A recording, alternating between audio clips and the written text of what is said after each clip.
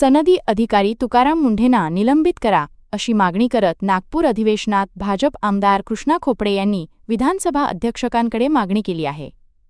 प्रहार शेतकरी पक्षाने शुक्रवारी दुपारी भाजप खोपडे यांचा विरोध केला आणि तुकाराम मुंढेच्या प्रतिमेचा दुग्धाभिषेक केला। प्रहारच्या कार्यकर्त्यांनी तुकाराम मुंढेच्या चांगल्या कामाचा पाडा वाचून दाखवला। 20 वर्षात 24 वेळा बदली होणारा हा पहिलाच सनदी अधिकारी असेल आणि सर्वसामान्य जनतेसाठी काम करणारा पहिला अधिकारी असेल अशी प्रतिक्रिया दिली आहे। भाजप खोपडे यांच्यासाठी बुद्धीनाठी झाली आहे, त्यांना राजकारणातून निवृत्त करावे अशी मागणी प्रहारच्या वतीने केली आहे। तुकाराम मुंढेंना राज्याचे मुख्य सचिव करावे जेणेकरून राज्याचं सर्व कामकाज सुरळीत होईल आणि भ्रष्टाचार कमी होईल अशी मागणी प्रहारच्या वतीने करण्यात आली आहे। प्रहार जनशक्ती पक्ष शेतकरी संघटनेच्या माध्यमातून आज तुकाराम मुंढे साहेब जे IAS 2005च्या बॅचचे आहेत त्यांच्या फोटोला दुग्धाभिषेक करून त्यांचं समर्थन प्रहार जनशक्ती पक्ष आणि आम्ही पूर्ण टीमने आज केलेलं आहे, जेणेकरून हिवाळी अधिवेशनात कृष्णा खोपडे नावाचा ज्याला खोपडी नसलेला असा आमदार चुकीचं वक्तव्य करून जवळजवळ 20 कोटी रुपये त्यांनी जे काय आहे ते चेकनी दिले किंवा स्मार्ट सिटीमध्ये खर्च केले असं त्यांच्यावर आरोप करते। 20 वर्षाच्या काळामध्ये 24 बदल्या होणारे हे अधिकारी एकमेव एकनिष्ठ माणूस, आपल्या पदाशी एकनिष्ठ, अति प्रामाणिक असणारे असे तुकाराम मुंढे साहेब यांच्यावर जे बेबुनियाद आरोप केलेले आहेत त्याचं आज आम्ही प्रहारच्या वतीने खंडन करत आहोत।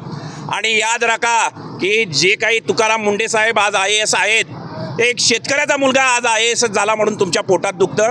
आमदार खासदार मंत्री महोदय तुम्ही झाले, लाखो करोडो रुपये खर्च करून तुम्ही आज आमदार खासदार होता, तुमच्या मात्र पैशाचा हिशोब ठेवला जात नाही।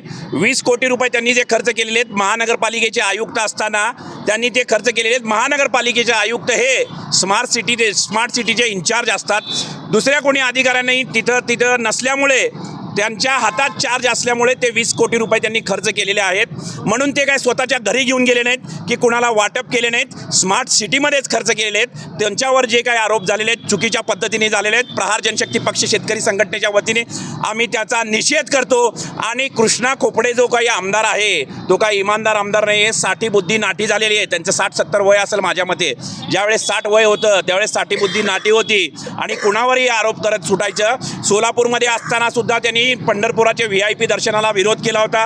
आमदार कदमांच्या विरोधात त्यांनी वाळूच्या विरोधात मोठं रणशिंग फुंकलं होतं। अशा अनेक गोष्टी आहेत। तानाजी सावंत जे काही आरोग्यमंत्री होते त्यांच्या विरोधात सुद्धा त्यांनी रणशिंग फुंकलं होतं। मंदा म्हात्रे जे काही ते एक आमदार होते त्यांच्या विरोधात सुद्धा त्यांनी रणशिंग फुंका। असे अनेक आमदार खासदारांच्या विरोधात तुम्हाला हा अधिकारी पचत नाही, हा अधिकारी कुणाला मॅनेज होत नाही, हा अधिकारी कुणाच्या घरी जेवायला जात नाही, हा अधिकारी कुणाकडनं काही घेत नाही, म्हणून त्याच्या विरोधात रणशिंग जे फुंकलेलं आहे तुम्ही त्यांना निलंबित करा। याद राखा, प्रहार जनशक्ती पक्ष महाराष्ट्र राज्य पेटून ठेवल्याशिवाय राहणार नाही, या माध्यमातून मी आपणाला सांगू इच्छितो आणि तुकाराम मुंढेंचं समर्थन करतो। आणि कृष्णा खोपडे जे काही आमदार आहेत त्यांना घरी बसवा, ते BJPचे आमदार 60 बुद्धी नाटी झालेले आहेत, त्यांचा निषेध करतो। धन्यवाद। नागपूरच्या हिवाळी अधिवेशनामध्ये कृष्णा खोपडे नावाच्या ज्याला अकलीचा भाग नसलेला एक आमदार आहे, त्याने तुकाराम मुंढे यांच्यावर कारवाई करावी, यांना निलंबित करावं अशा प्रकारची मागणी केली। सर्वप्रथम त्याचा निषेध करतो।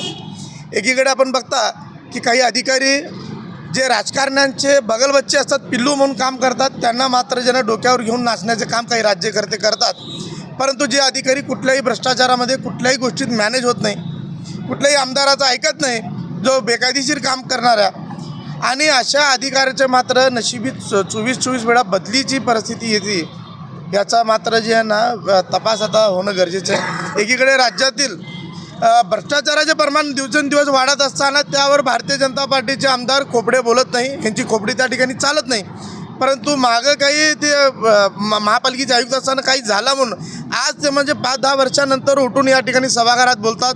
त्यांचे कोणीतरी समर्थक त्यांना काहीतरी फोनवरून धमक्या दिले म्हणे आणि आमदाराला धमकी देतात। अरे आमदार म्हणजे कोण काय? आता मी तुम्हाला सांगितलं असो, आमदार म्हणजे कोण? तुम्हाला जनतेने निवडून दिलं, तुम्ही नौकर आहात हे सुद्धा तुम्ही लक्षात घ्या। IAS अधिकारी असणारे तुकाराम मुंढे यांनी ज्या काही निर्णय वारंवार घेतलेले ते जनतेच्या हितासाठी घेतले।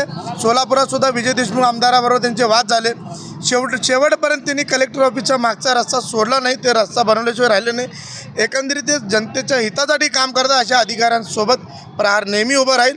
आणि यापुढे सुद्धा सांगतो, ह्या कृष्णा खोपडेसारख्या जो आमदार आहे त्याचा प्रहारच्या वतीने निषेध करतो आणि अशा मानसिकतेला सामान्य जनतेने सुद्धा विरोध करावा एवढी माझी अपेक्षा आहे.